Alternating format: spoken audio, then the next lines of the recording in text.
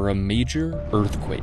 These really dramatic events have happened in our past, and they will happen again. Tony Johnson is chairman of the Chinook Indian Nation, one of the indigenous communities already preparing for the next big one. We spend a lot of time worrying about what's that going to look like. It's a really grave concern for us. We really need to be prepared for that eventuality, because it's not a matter of if, it's just a matter of when.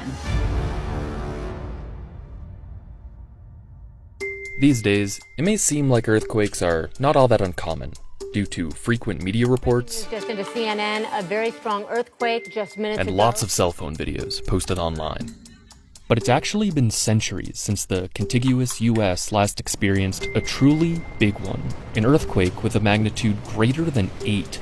The last one on record was the earthquake of 1700, with an estimated magnitude of 9.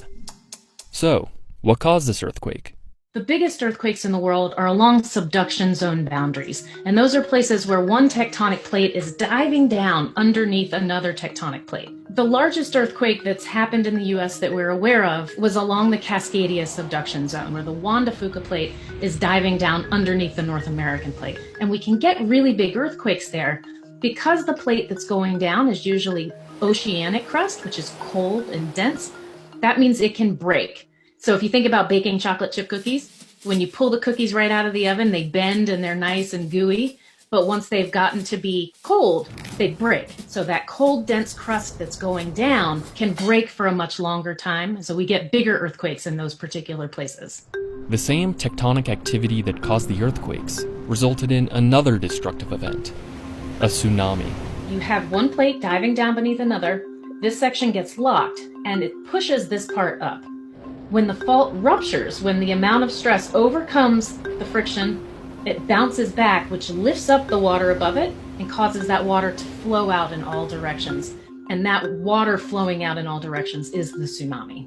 Clues about the earthquake and tsunami of 1700 can be found in these eerie-looking ghost forests. And we have evidence of these submerged trees or the ghost forests in numerous places around our area, including at our traditional village. These ghost forests formed when the area became submerged after being hit by the tsunami.